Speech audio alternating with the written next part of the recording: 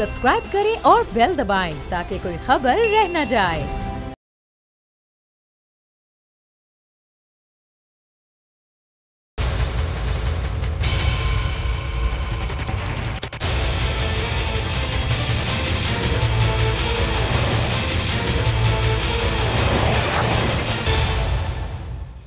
अस्सलाम वालेकुम, आप देख रहे हैं प्रोग्राम बस बहुत हो गया। मैं हूं अरबाब जहांगीर। इमरान खान पाकिस्तान के एक ऐसे वजीर आजम हैं जिन्हें अप्रिशिएट करने से ज्यादा ब्लैकमेल किया जाता है।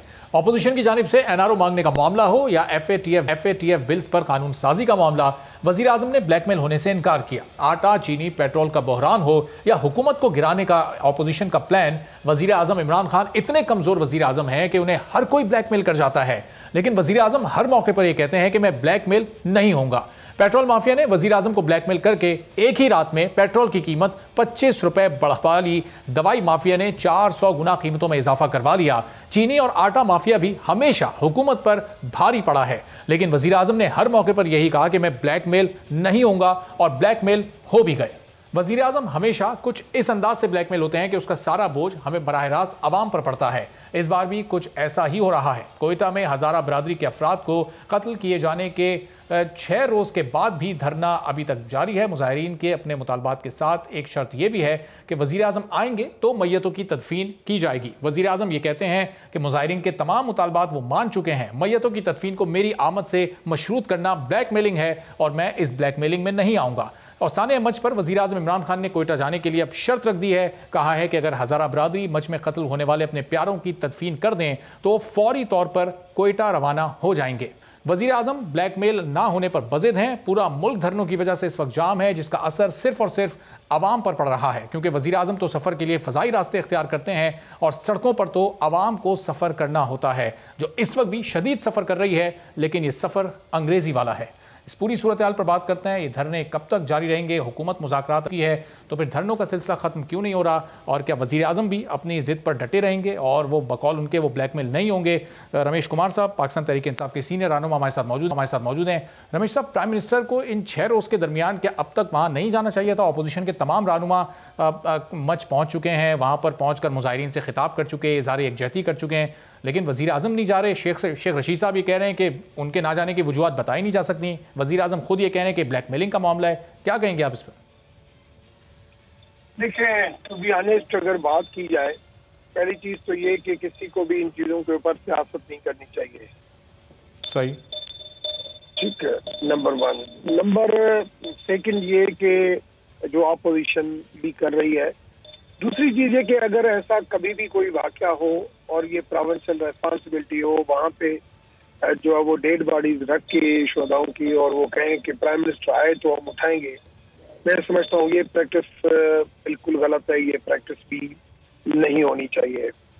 मगर जब ऐसी कोई चीज हो जाती है तो फिर जो है वो उन चीजों को कंट्रोल करने के लिए टाइमली कोई ऐसे फैसले भी होते हैं जो अनप्रेसिडेंटली जो है वो फैसले किए जाते हैं कि कम से कम जो चीजें गलत हैं, मगर कभी कोई मजलूम, कभी कोई ऐसा मौका आता है जहाँ पे आदमी को उन चीजों से हटकर भी फैसले करने पड़ते हैं। तो अगर प्राइम मिनिस्टर साहब चले जाते तो भी हर्ज नहीं था।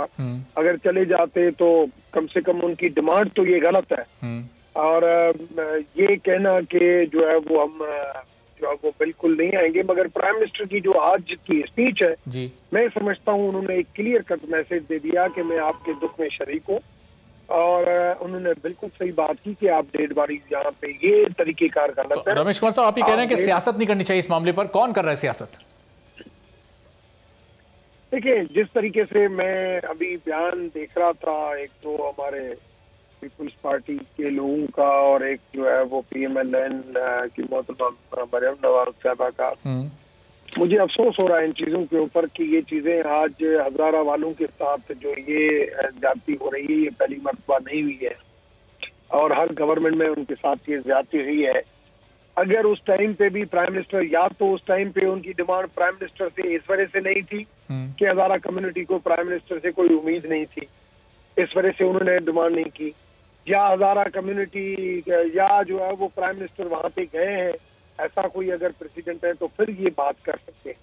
मगर आज इनकी अगर प्राइम मिनिस्टर के साथ उम्मीद है तो भी प्राइम मिनिस्टर आने के लिए तैयार है और वो उनके दुख में भी बराबर के शरीक है। तो रमेश साहब, आप ये समझने के इधर ऑपोजिशन इस मामले पर भी सियासत कर रही है। रमेश साहब, तारिक फजल चौधरी साहब नून लीग के सीनियर रहनुमा भी हमें ज्वाइन कर चुके हैं। जरा इस पर उनसे उनका पॉइंट ऑफ व्यू ले लें। तारिक साहब, रमेश साहब ये कह रहे हैं कि इस मामले नहीं करनी चाहिए। मरियम नवाज साहबा वहाँ गई, बिलावल भुट्टो जरदारी वहाँ गए। बिलावल भुट्टो जरदारी ने भी इज़हार यकजहती किया, लेकिन मरियम नवाज ने कुछ सियासी गुफ्तगू भी की। वज़ीर आज़म पर तनकीद की उन्होंने कि वज़ीर आज़म को यहाँ आना चाहिए था। ज़ाहिर है मुज़ाहिरीन का मुतालबा भी है। तो रमेश कुमार साहब ये कह रहे हैं कि नहीं, आपको इस पर सियासत करनी चाहिए। माजी में आपके दौर में भी वज़ीर आज़म वहाँ नहीं गए, सैकड़ों लोग वहाँ पर मरते रहे, शहीद होते रहे। बिस्मिल्लाहिर्रहमानिर्रहीम। इसलिए सबसे पहली बात तो ये है जी कि जिस तरह उन लोगों के साथ एक जुल्म, ज्यादती और बर्बरियत की गई और उसके बाद वो लोग अपने उन पैरों के मैतें लेके सापा एहतजाज हैं।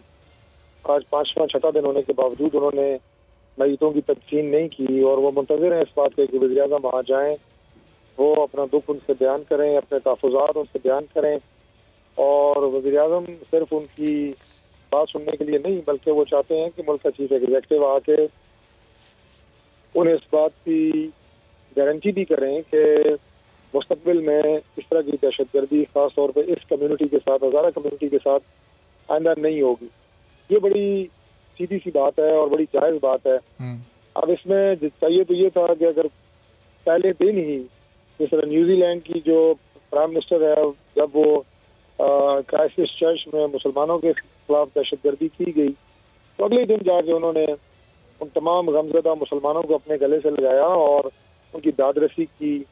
उसी दिन उन्होंने कवानीन चेंज किए न्यूजीलैंड में असला लेने के, असला रखने के, और उसके बाद उन्होंने उनके गमों करने की भरपूर कोशिश की। तो प्राइम मिनिस्टर पहले दूसरे दिन ही अगर चले जाते तो मेरा ख्याल है कि नौबत यहाँ तक आती ना। और अगर अपोजिशन के लोग गए हैं तो यकीन जाने कोई भी इतना संग दिल नहीं है अपोजिशन में कि वो इस मामले के ऊपर सियासत करने वहाँ पे गया हो। उन लोगों बेचारों को तो वो कंधा भी नहीं मिल रहा है जिससे वो सर रख के अपना दुख बयान कर सकें, रो सकें, अपने दिल का गुबार निकाल सकें।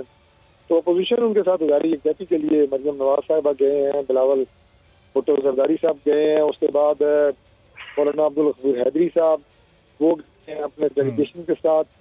तो ये जमातें जो गई हैं ये उनके साथ चार रोज बाद ऑपोजिशन के तमाम रहनुमा भी वहाँ एक दिन एक साथ तकरीबन सब पहुंचे हैं। लेकिन जिस दिन ये वाक़या हुआ उसके अगले ही रोज़ बन्नू में जो आपकी रैली थी, जो जलसा था, वो भी अपनी जगह पर हुआ।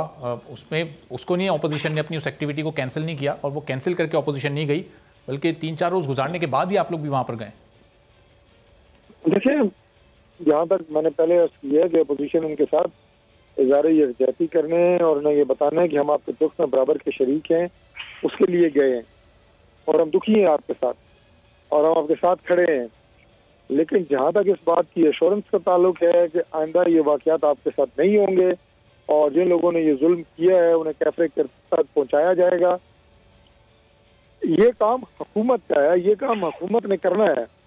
और हुकूमत के पास ज़ाहिर है लॉ एनफोर्सिंग एजेंसीज हैं, इदारे हैं, सिक्योरिटी एजेंसीज हैं, वो इस बात को यकीनी बनाएंगी और गारंटी जो है वो प्राइम मिनिस्टर करेंगे। उनकी बिहाफ पे जो उनकी काबीना के मेंबरान हैं वो आगे इस बात को यकीनी बनाएंगे किस तरह की बर्बरी है, और यही वो सुनना चाहते हैं प्राइम मिनिस्टर से। प्राइम मिनिस्टर को क्या कहना है? क्या प्राइम मिनिस्टर को वहां जाने से कोई उनके लोग जो अल्लाह को प्यारे हो गए हैं वो वापस तो नहीं आएंगे? बिल्कुल। लेकिन उन्हें कम अज कम जो लोग बाकी हैं उन्हें एहसास तहफ़्फ़ुज़ होगा कि हमारे साथ जो जुल्म हुआ है, पाकिस्तान की कौम भी हमारे साथ खड़ी है, हुकूमत भी हमारे साथ खड़ी है।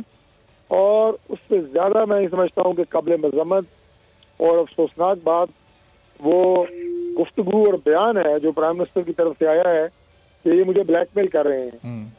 क्या जिन लोगों के प्यारे अपने अहल को छोड़ के इस दुनिया से चले गए हैं, जिन्हें ज़बह किया गया है, क्या उनके लवाकिन ब्लैकमेलर्स हैं? आप देखेंगे छोटी नन्ही मासूम बच्चियां वहाँ पे बैठी हैं कतबे लेके, कोई अपने वालिद के ताबूत के साथ बैठी है, कोई अपने भाई के ताबूत के साथ बैठी है। क्या वो चेहरे आपको ब्लैकमेलर्स नजर आते हैं? ये बड़ी अफसोसनाक बात है, ये बड़ी दर्दनाक बात है। कोई, मैं समझता हूँ कि कोई जिसके सीने में दिल हो तो प्राइम मिनिस्टर को छोड़ें, वो आम तारिक साहब, मुजाहिरीन की भी बड़ी दिल आजारी हुई है उनके इस लफ्ज़ से। और रमेश कुमार साहब, अब मुजाहिरीन की जानिब से मुतालबा भी सामने आया कि इमरान खान अपने इस लफ्ज़ के इस्तेमाल पर माफ़ी मांगे हैं। वो मुजाहिरीन ये कह रहे हैं कि हम कोई उनसे NRO नहीं मांग रहे, हम तो सिर्फ इंसाफ मांग रहे हैं, और वो हमें ब्लैकमेलर से तशबीह दे रहे हैं। अब क्या इस पर माफ़ी मांगनी चाहिए, अपने इन अल्फाज को वज़ीर आज़म को वापस लेना चाहिए? रमेश साहब देखिए, माफी की बात नहीं है। पहली चीज तो ये कि ये मेजर प्रोविंशियल गवर्नमेंट से रिलेटेड है। इंटीरियर मिनिस्टर वहां पे गया भी है, मगर एज ए मुल्क का प्राइम मिनिस्टर उनकी ख्वाहिश है कि ये वहां पे आए, तो जाने हर्ज नहीं है। मगर ऐसी बात करना उनको भी ये मुनासिब नहीं है कि हम डेड बॉडी तब उठाएंगे जब प्राइम मिनिस्टर आएगा। ये अल्फाज उनकी तरफ से भी सही नहीं है। मैं समझता हूँ कि प्राइम मिनिस्टर, रमेश साहब, ब्लैकमेलिंग का लफ्ज़ सही था जो वज़ीर आज़म ने इस्तेमाल किया, वो लफ्ज़ अपनी जगह मुनासिब था, आप समझते हैं ऐसा? मैं समझता हूँ कि बड़ों को लफ्ज जो है वो बहुत ही मीठे इस्तेमाल करने चाहिए, और इवन जितना बड़ा बंदा होता है उसको कम बोलना चाहिए। मुझे तो जो ट्रेनिंग मिली है एज ए सीनियर पॉलिटिशियन, क्योंकि अब 18-20 साल हो गए हैं, कि आप जितना जो है वो बोलोगे और सोच कम बोलोगे, वही फायदा है सियासत के अंदर। क्योंकि कभी कभार कोई अल्फाज आदमी से ज्यादा बोलने से निकल जाता है और वो हमेशा नुकसानकार साबित होता है। जब एक कोई बंदा दुख में होता है और वो अगर कोई डिमांड सही या गलत, मगर हमेशा मजलूम का साथी जो है वो ज्यादा होते हैं बनस्बत। तो रमेश साहब, अक्सर जज्बात में, कभी रवानी में प्राइम मिनिस्टर कभी सच बोल देते हैं, कभी नामुनासिब अल्फाज उनके मुंह से निकल जाते हैं। तो आप जैसे लोगों को उनको मशवरा देना चाहिए कि जब वो बात करें तो अच्छी तरह सोचें समझें और उसके बाद फिर अल्फाज का इस्तेमाल करें। देखिए, मैं समझता हूँ कि जो उन्होंने अल्फाज इस्तेमाल किए हैं, एक किस्म की ब्लैकमेलिंग जरूर ये है, मगर फिर भी ब्लैकमेलिंग का अल्फाज जो है एज ए हुक्मरान, एज ए गवर्नमेंट, हमें ये अल्फाज जो है नहीं बोलना चाहिए। क्योंकि एक जख्म पहले गहरा है, उनको तो जख्म के ऊपर मरहम जरूर लगाना चाहिए, मगर उस जख्म को जो है और गहरा करना या उस जख्म के ऊपर थोड़ी सी ऐसी मिर्ची फेंकना, ये हमारा काम नहीं होना चाहिए। हमें अल्फाज का चुनाव जो है वो कम से कम, चाहे हमारी दिल से चाहे फैक्ट से ऊपर भी हो, मगर जब भी कोई आदमी जो है वो दुखी होता है तो उसके साथ जो है, मैं आपको बताऊं कि जब अगर किसी की डेथ हो जाती है और वो बंदा जो है वो अपनी लाइफ के अंदर बहुत कोई क्रिमिनल रहता है या आप उसकी जो करप्ट जो होता है ये होता है, मगर जब वो चला जाता है तो फिर जो है कोई बोलता है यार बस जो उसने किया अल्लाह उसके साथ देगा, फिर उसके खिलाफ बोलता नहीं है। सही, क्योंकि जो है ना, ऐसे मौके के ऊपर जितने मीठे अल्फाज का इस्तेमाल हो वो ज्यादा बेहतर। बिल्कुल ठीक चले रमेश साहब। अभी तक तो सिर्फ ये हज़ारा बरादरी धरने पर बैठी थी, लेकिन अब लंदन से नून लीग को भी ये हिदायत मिली है कि नून लीगी कारकुनान भी जाएं और इस धरने में शिरकत करें। तो तारिक साहब, मियां नवाज शरीफ ने भी ये हिदायत पार्टी कारकुनों को जारी की है। आज रात से या कल से फिर आपके पार्टी कारकुनान भी इन धरनों में क्या शामिल हो जाएंगे? देखिए जी, चाहे वो कोटा में जो मजलूमीन बैठे हैं, चाहे वो उनके लिए इंसाफ की फरामी हो, या मेरा ताल्लुक तो इस्लामाबाद से है। आज भी इस्लामाबाद में प्रोटेस्ट हुआ, यहाँ पे जो उसामा सत्ती को शहीद किया गया, आज भी मैं उस धरने में शरीक था। उस मजलूम के कारकुनान आज उस प्रोटेस्ट में शरीक थे और हमने इस अज़म का इजहार किया कि जब तक जो उसामा शहीद के वालिदैन को इंसाफ नहीं मिल जाता और कातिलों को कैफे किरदार तक नहीं पहुंचाया जाता, हम ये मुजाहरे भी करते रहेंगे और हम उनके साथ खड़े होंगे। बाकायदा एक एक्शन कमेटी बनी है, तो अगर वहाँ पे उसामा शहीद के कातिलों को कैफे किरदार तक पहुंचाने के लिए कमेटी बन सकती है, तो वहाँ तो 11 लोगों को जो है वो शहीद किया गया है। वहाँ तो 11 लोग जो है, उनके 11 खानदान है जिनसे ज्यादती की गई है, तो उनके साथ। लेकिन तारिक साहब, ये जो मुल्क भर में जो धरने इस वक्त पूरा मुल्क तकरीबन मफलूज होकर रह गया है, इसका असर और इससे मुश्किल तो सिर्फ आवाम के लिए पैदा हो रही है ना, हुकूमत तो मुश्किल में नहीं आ रही। अगर आप लोग भी इन धरनों में शामिल हो जाएंगे, आप लोग जिस तरह अपने मुजाहरे करते हैं वो मखसूस वक्त और मखसूस मकाम पर होते हैं, उससे निज़ाम ज़िंदगी उतना नहीं मुतासिर होता। इन धरनों से तो निज़ाम ज़िंदगी बिल्कुल मुतासिर होकर रह गया है। फिर अब इसका हल क्या होगा? फिर हुकूमत अपनी जगह जिद पर अड़ी हुई है, मुजाहिरीन अपने मुतालबात लेकर बैठे हुए हैं, तो फिर मुश्किल तो आवाम को ही हो रही है। समझता हूँ कि हुकूमत ने एक ऐसी बात के ऊपर जिद, अना और हटगर्मी जो है वो इख्तियार कर ली है कि जिसमें ना तो अपोजिशन का ये कोई मामला है और ना ये कोई सियासी मामला है जिस पर आप जिद और हटगर्मी से काम लें।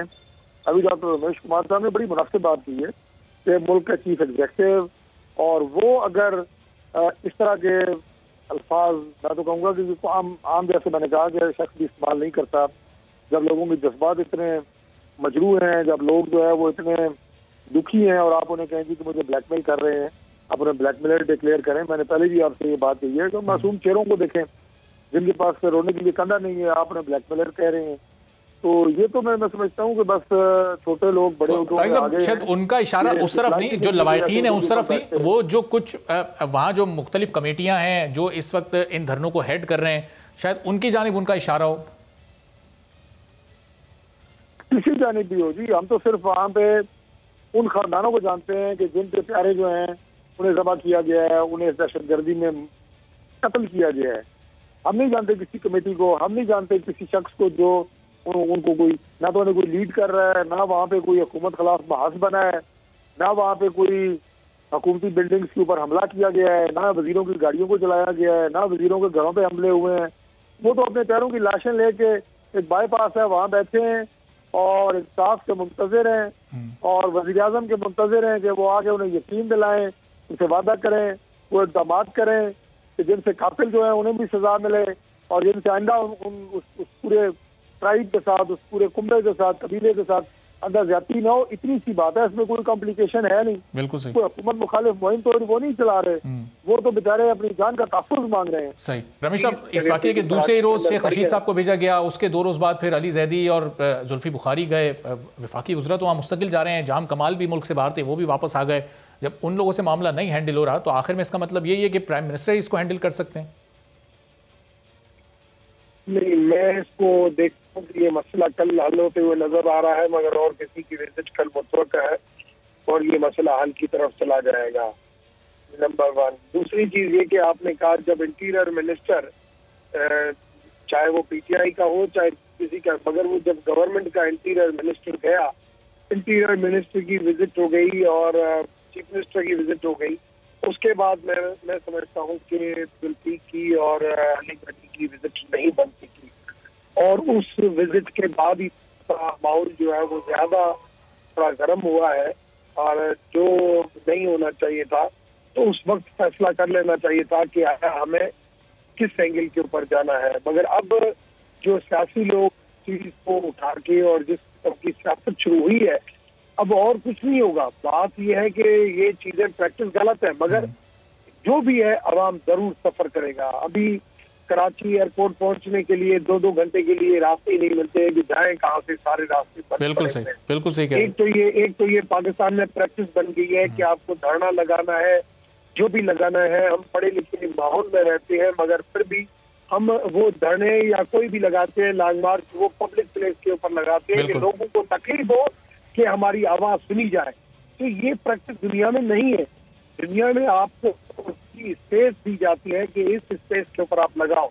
सही। मगर ये मन मस्तियां जो है, मैं समझता हूँ पार्लियामेंट इस चीजों के ऊपर काम करे, चाहे किसी की भी कोई हुकूमत हो, चाहे किसी का भी दौर हो, मगर कम से कम ये हड़ताल है, ये जमहूरियत की, ये उसे नहीं है।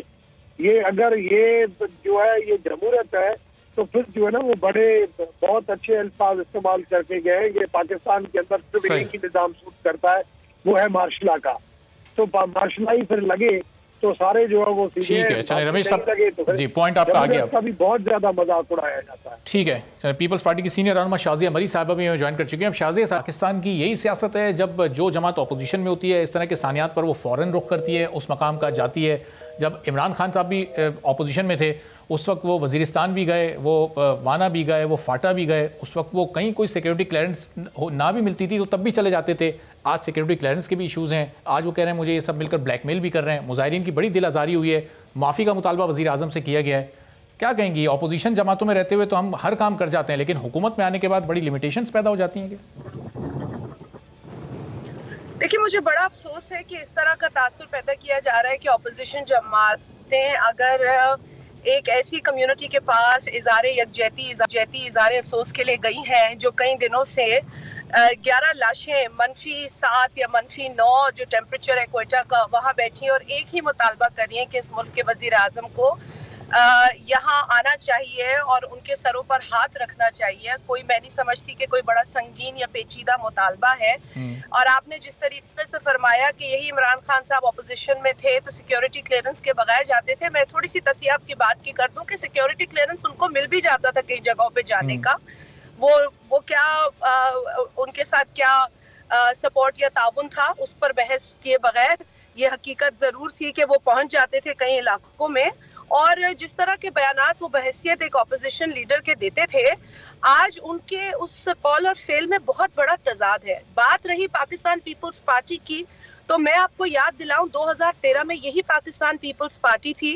उस वक्त के सदर आसिफ अली जरदारी साहब को संगीन तनकीद का निशाना इन्हीं इमरान अहमद न्याजी साहब ने बनाया और उन्होंने कहा कि बलूचिस्तान की हुकूमत को बरतरफ करे।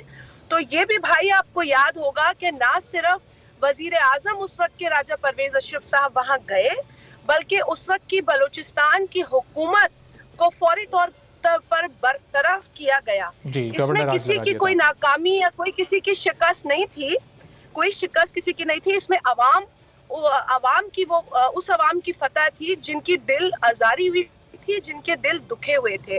मैं किसी एक हुकूमत को ये जिम्मेदारी नहीं देती कि जी शायद कि उन्होंने खुदा न खास्ता ये सब कुछ कराया हो, लेकिन अगर कोई हुकूमत में होता है तो उससे इतनी उम्मीद जरूर लगाई जाती है कि वो अपनी पोजीशन ऑफ अथॉरिटी में बड़े होने का मुजाहरा करे। जो आज इमरान अहमद न्याजी साहब ने स्टेटमेंट दिया है, उस पर मैं गहरे अफसोस का ही इजहार कर सकती हूँ। आज छठा रोज है भाई, छठा रोज है।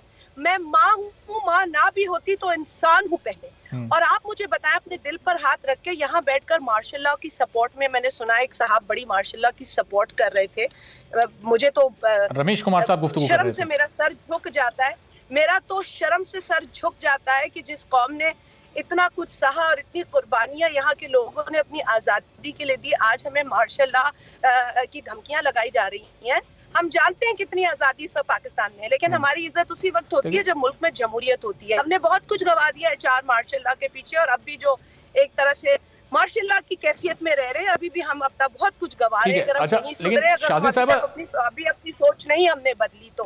दूसरी बात, इसी वजीर आजम को कल एक ड्रामे की टीम से मिलने का टाइम था, इसी मुल्क के सदर को कल ग्वादर जाने का टाइम था, लेकिन क्वेटा से घूमकर क्वेटा के ऊपर से जाने का टाइम था।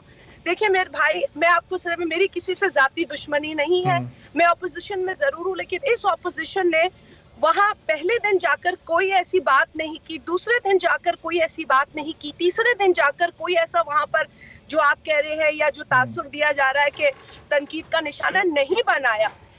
बिल आखिर जब देखा कि उनकी इतनी ज्यादा तकलीफें बढ़ चुकी हैं, सर्दी में वो बैठे हैं, तो वो उनके साथ उनकी तकलीफ में शरीक होने गए, किसी को तनकीद का निशाना बनाने नहीं गए, जो कि इमरान खान साहब ने ऑपोजिशन में बनाया उस वक्त के हुक्मरानों को।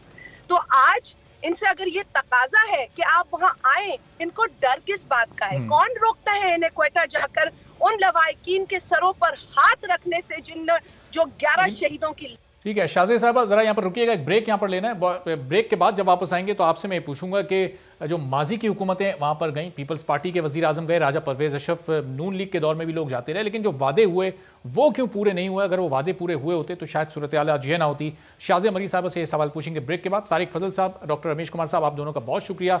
शाहज़ेब साहबा हमारे साथ ही मौजूद है।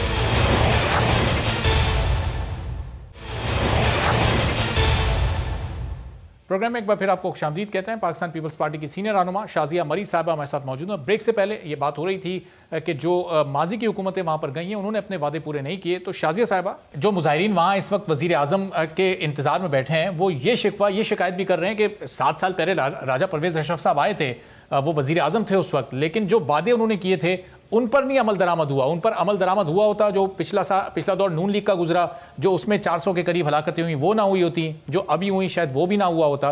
तो कहीं ना कहीं वो वादों की जो वफादारी थी, जो वादों का पास था, वो भी नहीं रखा माजी की हुकूमतों ने।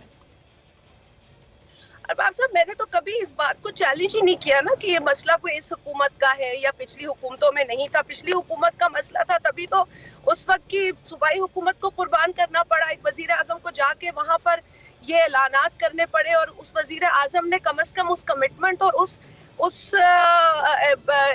खुदा तरसी और हमदर्दी का मुजाहरा तो किया ना जी। मैं नहीं कहती कि किसी भी वजीर आजम के हाथ में कोई छड़ी है जो वो पाकिस्तान के और बिलखुसूस कुछ एक ऐसे जो इश्यूज हैं उनको एकदम खत्म कर सकते हैं, लेकिन उसके लिए कोई विलिंगनेस, कोई विल, कोई पैशन तो नजर आना चाहिए। आप मुझे बताएं कि इन शहीदों को शहीद कहने से वो गुरेज कर रहे हैं आज के वजीर आजम।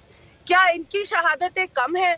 क्या मैं अब क्या दोहराऊं कि उसामा बिन लादेन को खड़े होकर पार्लियामेंट के फ्लोर पर शहीद कहा गया। आज आप देख रहे हैं हमारे जो लोग हैं उनके दिल इतने दुखे हुए हैं। मैं तो सुबह से देख रही हूँ, अब अपने हलके में चल रही हूँ, लेकिन सोशल मीडिया भरा हुआ है इन बातों से। किसी की कुर्बानी कम है जो आप ये कहने से गुरेज कर रहे हैं कि वो शहीद है, और आप कह रहे हैं वो ब्लैकमेल कर रहे हैं। मुझे बताएं ये कौन सी इंसानियत है कि 18 साल सबसे कम उम्र बच्चा जो शहीद हुआ 18 साल का, 70 साल उसका बूढ़ा बाप, वो आपको ब्लैकमेलर लगता है अपने बच्चे की लाश देकर? कौन चाहेगा आधे घंटे भी अपने प्यारे की लाश लेकर बैठे, लेकिन उनके दिल इतने दुखे हुए हैं, वो इस वक्त इतना इनसिक्योर खुद को फील कर रहे हैं, गैर महफूज। और इसमें हम तमाम लोगों को मिलकर काम करना है, लेकिन जो घमंड, जो ईगो, जो अना परस्ती, जो एक अना का मुजाहरा वजीर आजम की पोजीशन में बैठा सिर्फ एक फर्द कर रहा है, उसकी वजह से इस मुल्क में ऐसे पेचीदा मसाइल कभी हल नहीं हो पाएंगे। मैं फिर आपसे कह रही हूँ कि ये मसला एक छड़ी से हल नहीं होता, जादू की छड़ी नहीं है। लेकिन आप भी तो बात कर रहे हैं ना एक शो पे बैठकर, आपका एक फर्ज है, ये तो आप अपनी कैपेसिटी में जो रोल अदा कर सकते हैं आप कर रहे हैं, लेकिन जो पोजीशन ऑफ अथॉरिटी में कुछ ना कुछ कर सकते हैं। नेशनल एक्शन प्लान, मेरा भी सवाल है, क्या हुआ नेशनल एक्शन प्लान का? मैं नहीं चाहती कि मेरे पाकिस्तान में ऐसे वाकयात हो। अगर मैं ह्यूमन राइट्स वायलेशंस और एक्सट्रीमिज्म और टेररिज्म दूसरे मुल्कों में कंडेम करती हूँ, तो सबसे पहले मैं चाहूंगी मेरी सरजमीन, मेरे पाकिस्तानियों के लिए, मेरी भाई बहनों बुजुर्गों के लिए सेफ हो। मैं तो तब किसी और पर उंगली उठा सकूंगी ना जब मेरा मुल्क, मेरा वतन, मेरा पाकिस्तान सेफ होगा। और अगर हम आज भी देखेंगे कि इस तरह के, मुझे ये बता दें कि अगर वजीर आजम के वहां पांव रखने से 11 लाशें दफन हो जाती हैं, तो क्या ये बहुत छोटे, मतलब कोई ऐसी मुतालबा है जो उनको मतलब बहुत बड़ा लग रहा है? मैं तो कहती हूँ बहुत छोटा मुतालबा है, ये तो कुछ भी नहीं है। सही, लेकिन शाजी साहब अगर तो जो वजीर आजम जो शर्त आयद कर पहले वहाँ मैयतों की तदफीन हो जाए, वजीर आजम ये कह रहे हैं पहले मैयतों की तदफीन कर दें, मैं फौरन 1 घंटे में वहाँ पहुँच जाऊँगा।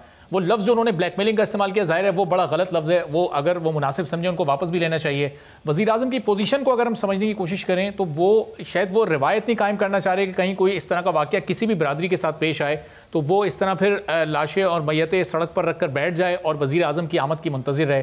तो शायद वो उस ट्रेंड से बचने के लिए ये मुतालबा कर रहे हैं कि पहले आप तदफीन कर दें, फिर मैं आऊँगा ज़रूर। अपने वफाकी वज़रा तो उन्होंने भेजे, शेख रशीद साहब वहाँ गए, अली जैदी वहाँ गए, जुल्फ़ी बुखारी वहाँ गए। तो वज़ीर आज़म की इस सिचुएशन को, उनकी इस पोजीशन को भी क्या हमें समझने की ज़रूरत है? अरबाब, जुल्फ़ी बुखारी तो वहाँ कारोबारी सिलसिले में गए थे, शायद वो समझ रहे थे कि वहाँ पे कोई फ़ायदे और नुकसान की बात है, और इसी तरीके से उन्होंने बड़ी बेहिसी से एक जुमला उनका जो आज भी हर जगह है, उसके बाद उस बेहिसी के जुमले के बाद उन्होंने जो एक्सप्लेन भी किया तो उन्होंने यही बात की जो आपने कही, और हमने कहा और लोगों ने कहा जी वो बेहिस है जुल्फ़ी बुखारी। लेकिन आज वही बेहिसी का बयान इमरान खान ने कहा, उन्होंने जो आपने कहा कि वो जाएंगे और फिर ऐसा वाकयात और होंगे तो फिर उन्हें जाना पड़ेगा दोबारा भी। सबसे पहले तो अरबाब, क्या वजीर आजम इमरान अहमद न्याजी साहब को ये लगता है कि ये वाकयात नहीं रुकेंगे? मतलब उनकी गवर्नेंस पे उनको एतमाद नहीं, अपने आप पर, अपनी उस कमिटमेंट से उनमें कोई कमी लगती है? उनको लगता है कि ये वाकयात पाकिस्तान में, देखिए A leader talks about positivity, वो ये कहता है कि जी अब हम पूरी जान लगा देंगे और अब ऐसा नहीं होगा। कम से कम ये एक होप होता है जो आप आवाम को देते हैं। आप ये कहकर तो आवाम को मायूस कर रहे हैं। मतलब आज 11 लाशें, कल वो कह रहे हैं कि और लाशें उठेंगी, और फिर जहां वो लाशें होंगी वहां भी आप मुझे बुलाएंगे।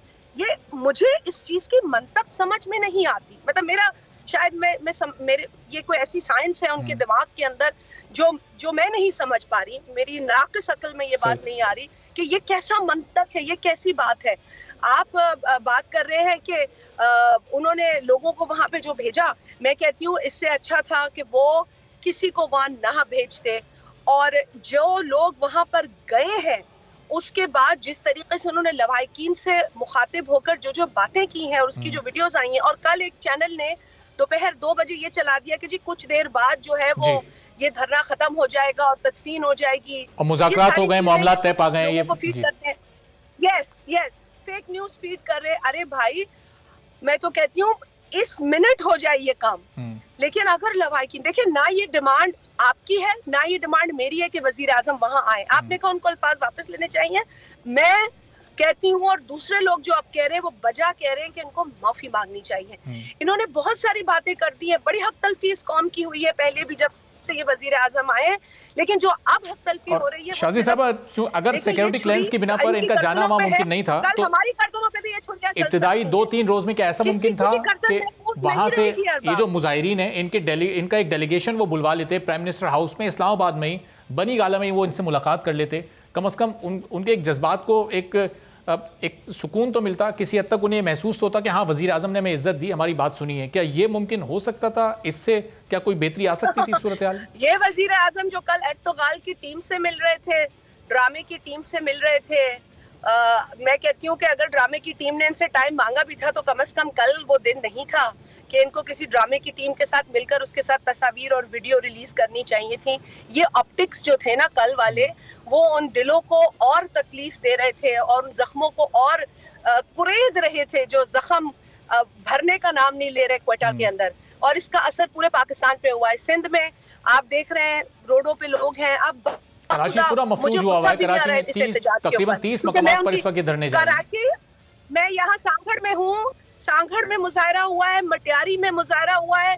लोग जो रास्ते में कराची से निकले आज जुमे के रोज बाकायदा ये मुजाहरे हुए हैं। देखिए ये दिल आजारी है, ये तकलीफ है, ये दर्द है पाकिस्तानियों का। मैं माइंड नहीं कर रही, मुझे तकलीफ नहीं हो रही क्योंकि इनका दर्द बहुत बड़ा है, किसी भी हुकूमत से बड़ा है। अगर बलूचिस्तान की हुकूमत को जाना पड़े जिसका वजीर आला 4 रोज तक गायब रहा तो चले जाना चाहिए ऐसी हुकूमत और उसके वजीर आला को। शाजी साहब, बलूचिस्तान हुकूमत तो इसका क्रेडिट लेती है कि गुज़िश्ता 2.5 साल में तो ये वाकयात सबसे कम हुए हैं।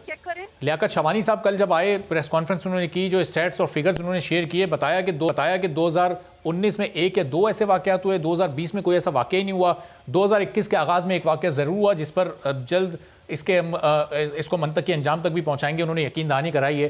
तो ये बलूचिस्तान हुकूमत तो क्रेडिट ले रही है इसका अरबाब, और मैं समझती हूँ कि इस हुकूमत ने अपनी नाअहली का बहुत मुजाहरा कर लिया है, लेकिन ये जो मुजाहरा इन्होंने अपनी बेहिस्सी का किया है इसकी मिसाल आपको माजी में नहीं मिलेगी। मैं आपके प्रोग्राम के तवस्सुत से ये आज भी कहूंगी इस मुल्क के वजीर आजम को कि खुदारा उन लवाकिन के पास जाएं, इस मुल्क के बड़े की हैसियत में जाके उनके सरों पर हाथ रखें। आप छोटे नहीं हो जाएंगे, आपका कद छोटा नहीं होगी, लेकिन हाँ वो 11 लाशें जो इस वक्त मनफी टेम्परेचर में क्वेटा में पड़ी हैं वो दफन जरूर हो जाएंगी।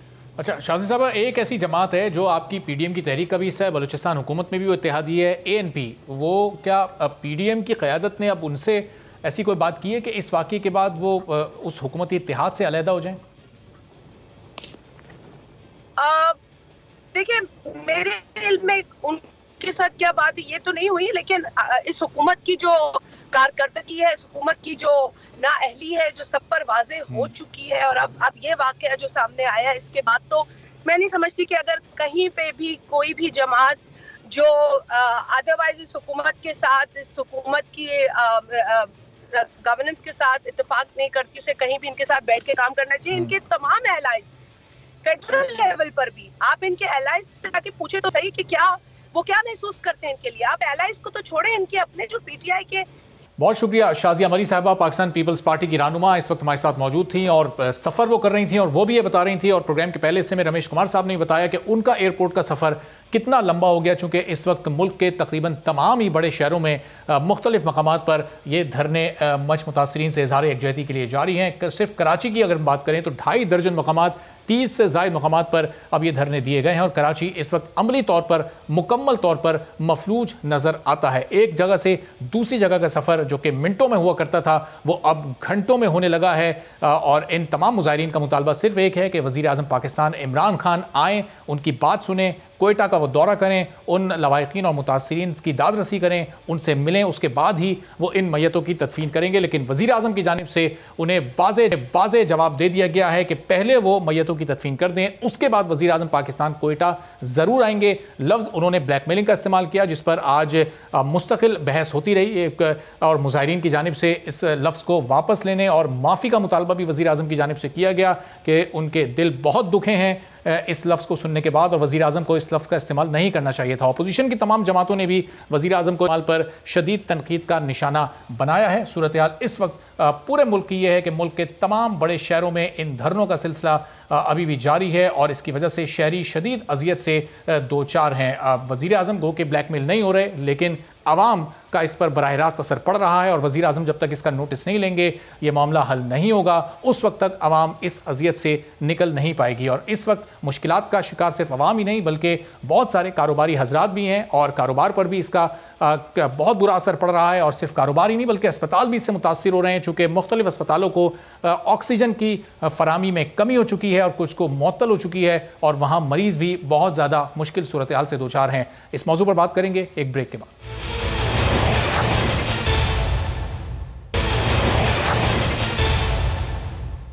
प्रोग्राम में एक बार फिर आपको खुशामदीद कहते हैं और न सिर्फ कराची बल्कि मुल्क भर के मुख्तलिफ शहरों में इस वक्त जो धरने दिए हुए हैं हज़ारा बरादरी की जानिब से, उसकी वजह से एक्सपोर्टर्स को भी बड़ा नुकसान उठाना पड़ रहा है और मज़ीद आगे नुकसान भी उठाना पड़ सकता है। सिर्फ कराची में ही अगर कीनू की बरामदात की हम बात करें तो तकरीबन 400 के करीब ट्रक और कंटेनर्स इस वक्त कराची और सिंध के दाखिली रास्तों पर रुके हुए हैं, जो अगर बर वक्त बंदरगाह नहीं पहुँचे और ये सामान वहाँ से एक्सपोर्ट नहीं किया गया तो तकरीबन $46 लाख का ये नुकसान एक्सपोर्टर्स को उठाना पड़ सकता है। ऐसी सूरत हाल में बड़ी ज़रूरत है इस वक्त हुकूमत को इस मामले को हल करने की। वहीद अहमद साहब इस वक्त हमारे साथ इसी मौजू पर बात करने के लिए मौजूद हैं, पेट्रन इन चीफ हैं ऑल पोर्ट्स एसोसिएशन के।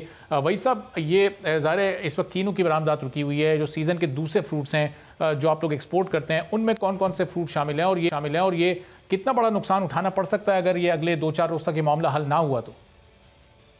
देखें 22 जो भी हमारी एक्सपोर्ट हो रही है, जो सबसे ज़्यादा इस टाइम पे कीनू की हो रही है, आलू की हो रही है और प्याज की हो रही है। जो कीनू और जो आलू है वो पंजाब से आ रहा है और जो प्याज की एक्सपोर्ट होती है वो ज़्यादातर 99% वो कराची से होती है। देखें ये पेरिशेबल आइटम है, कीनू ये आते हैं रेफर कंटेनर में और ये प्लगिंग होता है, मतलब कि ये जो है पावर से चलता है अंदर कंटेनर। अभी 24 घंटे से ज़्यादा हमारे कंटेनर जो है खड़े हुए हैं मुख्तलिफ जगहों पे, कहीं कराची में खड़े हुए हैं, कहीं टियर सिंध में खड़े हुए हैं, कहीं पंजाब में खड़े हुए हैं। तो ये जब अगर उसको पावर नहीं मिलेगा कंटेनर को तो वो कूलिंग नहीं कर सकेगा। कूलिंग नहीं करेगा तो कीनू ख़राब होने के चांसेस हैं ज़्यादा, क्योंकि पेरिशेबल आइटम है, अंदर से बंद हुआ है वो कंटेनर, तो क्वालिटी के इश्यूज भी बन सकते हैं जब अराइवल होगा। और अभी तो हमें नहीं पता कि ये कब धरने ख़त्म होंगे, कब स्ट्राइक मतलब कि ये ख़त्म होगा। और आपने खुद ही अपने इंट्रोडक्शन में बताया कि $4.6 मिलियन की ये रकम है। मकसद ये कि एक तो नुकसानात हमें ऑलरेडी एक्सपोर्ट के हो रहे हैं क्योंकि शिपिंग लाइन की तरफ से फ्रेट भी काफ़ी ऊपर जा चुके हैं और ऊपर से कंटेनर नहीं मिल रहे। पहले एक इशू फ्रेट का था, दूसरा कंटेनर्स ना मिलने का इशू था। आज जो है हम तीसरे इशू पे आ गए जो हमारे जो कंटेनर्स पोर्ट तक नहीं पहुंच रहे। और हमें जो अलार्मिंग पोजीशन ये है कि अगर एक भी वेसल हमारा मिस होता है तो समझें जो 600-700 कंटेनर वीकली जो हमारे कीनू के जा रहे हैं या 200 कंटेनर प्याज के जा रहे हैं या 100-150 कंटेनर आलू के जा रहे हैं, ये सब ऑर्डर हमारे कैंसिल हो जाएंगे। हमारा जो टारगेट जो तीनों प्रोडक्ट का होगा वो भी हम हासिल नहीं कर सकते। और हुकूमत की पॉलिसी है बड़ी अच्छी है जो एक्सपोर्ट बढ़ रही है, मगर हमारा कहना है, हमने पहले भी कहा था कि अगर कोई स्ट्राइक होती है, कुछ भी प्रॉब्लम होती है या धरना कुछ भी लॉ एंड ऑर्डर ख़राब होता है, हम अपने जो है टारगेट को अचीव नहीं कर सकते। ये हमारा जो प्रोडक्ट है ये कोई कपड़ा नहीं है, चावल नहीं है कि इसको ये ख़राब नहीं होगा। ये तो इतने बड़े लॉसेस चले जाएंगे इंडस्ट्री को कि हमारे एक्सपोर्टर। वही साहब, मैं आपसे ये भी पूछता हूँ कि ये ज़ाहिर छठा रोज़ है धरने का, इन 6 रोज़ में अब तक हो चुका और आगे फिर इसकी लागत और मालियत क्या हो सकती है मजीद नुकसान की। डॉक्टर सीमी जमाली साहबा भी ज्वाइन कर चुके हैं, मैं किसी तारुफ की मोहताज नहीं है। डॉक्टर साहबा, इस धरने की वजह से जो ऑक्सीजन की सप्लाई है हॉस्पिटल्स में फरामी, उसको भी उसकी मुतासिर होने की इत्तलात सामने आई थी, उस वजह से क्या मरीजों की सेहत पर भी कुछ असरात मुरतब हो सकते हैं, कुछ जिंदगियों को खतरात लाक हो सकते हैं, क्या इस वक्त सूरत हाल है? देखिए जी अस्सलाम वालेकुम। सबसे पहले तो मैं बहुत ज़्यादा कंडोलेंस अपना ऑफर करना चाहती हूँ उन सारे हज़ारा बरादरी के लोगों के साथ जिनका इस जो शहीद किए गए हैं इस मौके के ऊपर, और जिनके साथ इतना बेईमाना जिनका कत्ल हुआ है। तो ये तो सबसे पहले please accept my condolences for them.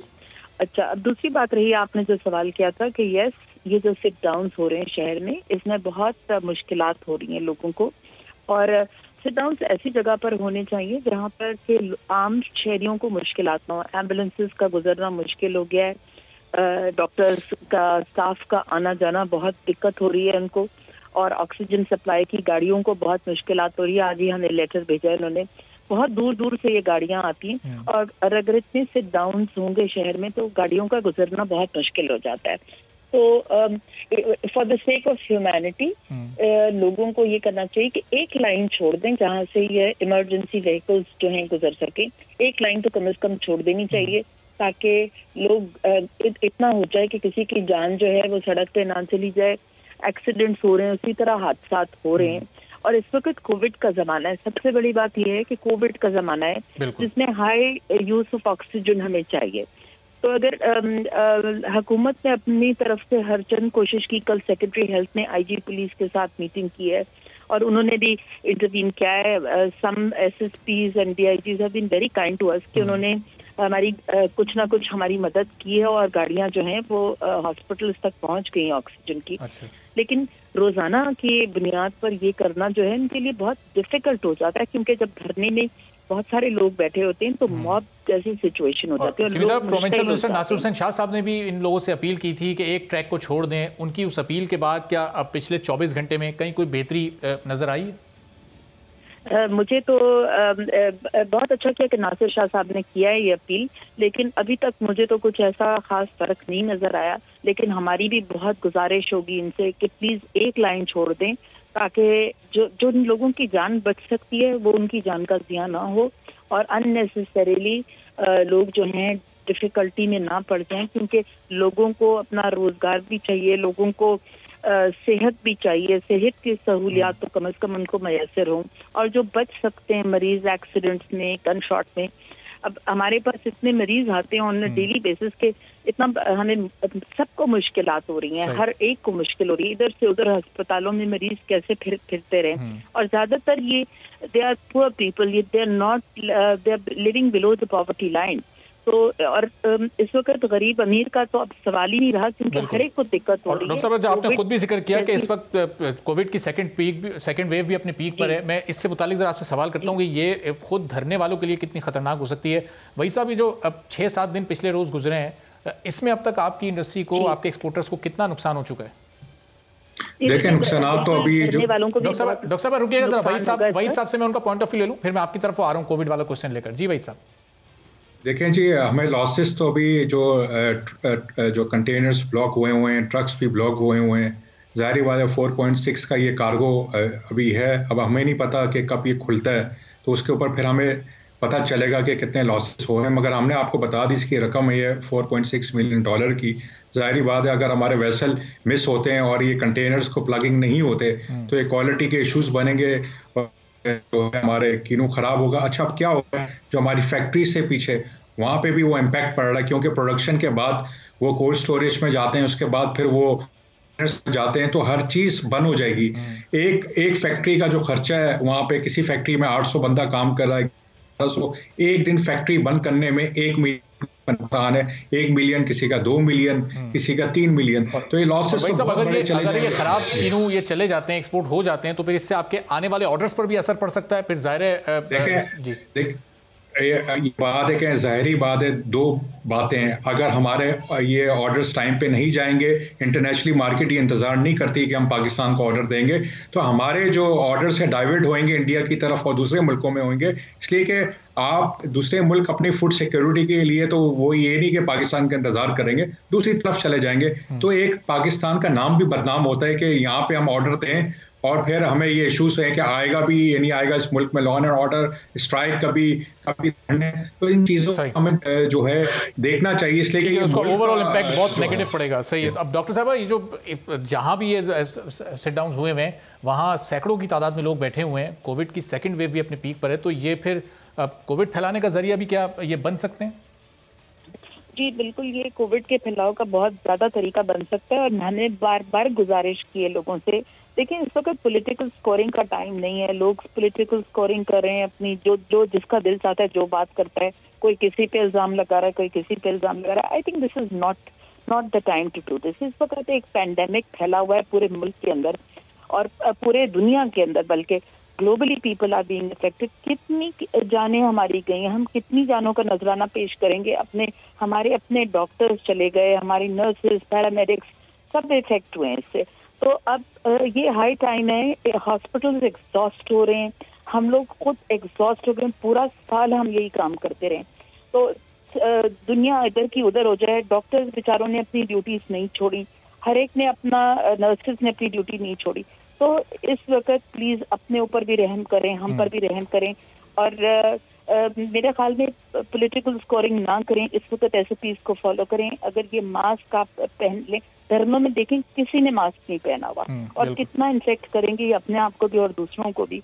तो ये मेरे ख्याल से अपनी जान का भी नुकसान ना करें और लोगों को भी नुकसान ना पहुंचाएं, बिकॉज अगर SOPs फॉलो नहीं हुए तो डेफिनेटली कोविड जो है और स्प्रेड होगा और ये पीक जो है ये प्लेटो पे कभी भी नहीं जाएगी जब तक कि आप SOPs फॉलो नहीं करें। बिल्कुल ठीक, बहुत बहुत शुक्रिया। डॉक्टर सीमी जमाली साहबा, वहीद अहमद साहब हमारे साथ मौजूद थे। डॉक्टर साहबा ये कह रही थी कि कोविड का अभी इससे हो सकता है, इन धरनों के जरिए SOPs को भी इसमें फॉलो करना पड़ेगा। वही साहब बता रहे थे कि एक्सपोर्टर्स को भी बिलियंस का नुकसान इससे पहुंच सकता है और बहुत ज़्यादा इसके असरात अब सामने आना शुरू भी हो गए हैं। और वज़ीर आज़म इमरान खान जो कि अपने दौर में बड़े फास्ट बॉलर हुआ करते थे, लेकिन वो अपीलों को सुनने के मामले में बड़े स्लो इस वक्त हो गए हैं, चूँकि ना वो कोयटा के मुतासरीन की अपील सुन रहे हैं और अभी तक उन्होंने हमारी अपील भी नहीं सुनी, जो हम उनसे रोज़ करते हैं कि चेयरमैन पैमरा सलीम बेग को, चूँकि वो अपने ओहदे पर मेरिट की बुनियाद पर तैनात नहीं हुए, तो उनको हटा दिया जाए। प्राइम मिनिस्टर इमरान खान ने अपने दौरे क्रिकेट में सारी ज़िंदगी मेरिट पर क्रिकेट खेली, इस वक्त वो आवाम के वोटों से मुंतखब होकर